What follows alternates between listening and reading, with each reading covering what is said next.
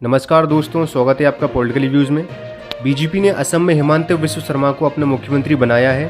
तो क्या पूर्वोत्तर में पहली बीजेपी सरकार बनवाने वाले सर्बानंद सोनोवाल को हटाकर हिमंत बिस्व शर्मा को असम का नया मुख्यमंत्री बनाकर बीजेपी ने सही फैसला लिया है, या फिर इसकी कोई और भी वजह हो सकती है? सवाल तो यह भी पूछा जा रहा है कि हिमंत बिस्व शर्मा सिर्फ असम ही नहीं बल्कि पूरे पूर्वोत्तर के क्या इतने ताकतवर नेता बन चुके हैं जिन्हें सीएम बनाना बीजेपी आला कमान की मजबूरी बन चुकी थी। तो इसी ताज़ा मुद्दे पर पेश है हमारा राजनीतिक विश्लेषण। आमतौर पर जिन राज्यों में बीजेपी को फिर से सत्ता में आने का भरोसा होता है वहां वो मुख्यमंत्री पद के चेहरे का ऐलान पहले ही कर देती है, लेकिन असम के मामले में पार्टी ने सर्बानंद सोनोवाल को मुख्यमंत्री पद के लिए अपने उम्मीदवार के रूप में पेश नहीं किया था। लिहाजा नतीजों के बाद से ही पार्टी के सामने मुश्किल थी कि वो सोनोवाल को चुने या फिर हिमंत बिस्व शर्मा को, और अंत में भारतीय जनता पार्टी के आला कमान ने असम के मुख्यमंत्री पद के लिए हिमंत बिस्व शर्मा को चुना। यह फैसला जिज्ञासा पैदा करने वाला है, क्योंकि सोनोवाल को शासन और लोकप्रियता के मामले में बाकी कई बीजेपी के सीएम से बेहतर माना जा रहा था। ऐसे में हिमंता को चुने जाने की तीन बड़ी वजह हो सकती हैं। पहली वजह है प्रदर्शन का इनाम। बीजेपी और कांग्रेस में एक सबसे बड़ा अंतर यही है कि बीजेपी में जो नेता पार्टी को जीत दिलाता है पार्टी उसे इनाम भी देती है, जबकि कांग्रेस में इसके उलट है। इसके जीते जागते उदाहरण है सचिन पायलट और ज्योतिरादित्य सिंधिया। 2018 के विधानसभा चुनावों में सचिन पायलट और ज्योतिरादित्य सिंधिया ने क्रमशः राजस्थान और मध्य प्रदेश में कांग्रेस को जीत दिलाने में अहम भूमिका निभाई थी, पर मुख्यमंत्री बनाया गया अशोक गहलोत और कमलनाथ को, क्योंकि ये दोनों नेता ही गांधी परिवार और खासकर सोनिया गांधी के बहुत करीबी माने जाते हैं।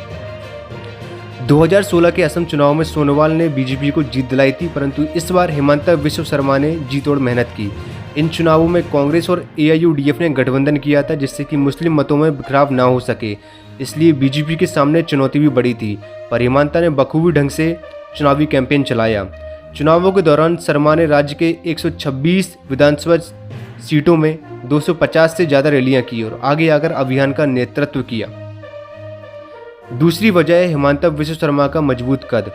नॉर्थ ईस्ट डेमोक्रेटिक अलायंस यानी नेडा के संयोजक के रूप में शर्मा ने काफ़ी अधिक काम किया। जिस बीजेपी का 2016 से पहले नॉर्थ ईस्ट के राज्यों में कोई जनाधार ही नहीं था, वहीं अब सभी राज्यों में या तो बीजेपी की सरकार है या फिर बीजेपी के सहयोगी दलों की। इससे हिमंता का कद मजबूत हुआ और पूरे नॉर्थ ईस्ट में उन्हें एक अलग पहचान मिली। तीसरी वजह है हिमंता की विचारधारा। ना तो सोनोवाल और ना ही हिमंता बीजेपी या फिर आरएसएस की पृष्ठभूमि से आते हैं। सोनोवाल आसू के अध्यक्ष थे और फिर वे असम गण परिषद में शामिल हुए और अंत में बीजेपी में आए। उसी तरह हिमंता 2014 तक कांग्रेस में थे और 2015 में बीजेपी में शामिल हुए। हालांकि वैचारिक रूप से शर्मा ने सोनोवाल से बेहतर रूपांतर किया। शर्मा को अक्सर मुसलमानों के खिलाफ सांप्रदायिक टिप्पणी करने के लिए जाना जाता है। चुनावों के दौरान भी उन्होंने कहा कि हमें 34% मतों के समर्थन की जरूरत नहीं है। स्पष्ट रूप से इस दौरान उन्होंने असम के मुस्लिम अल्पसंख्यकों का जिक्र किया। इसके अलावा हिमंता सीएए के भी समर्थक माने जाते हैं और वे बांग्लादेशी हिंदू प्रवासियों के पुनर्वास के समर्थन में भी बयान दे चुके हैं। तो ये था हमारा विश्लेषण। अगर आपको ये वीडियो पसंद आया तो वीडियो को लाइक, शेयर और कमेंट करें, और चैनल पर नए हो तो चैनल को सब्सक्राइब करके बेल आइकन भी दबा दें। इससे आपको राजनीति से जुड़ी इसी तरह की वीडियोज़ देखने को मिलती रहें। धन्यवाद।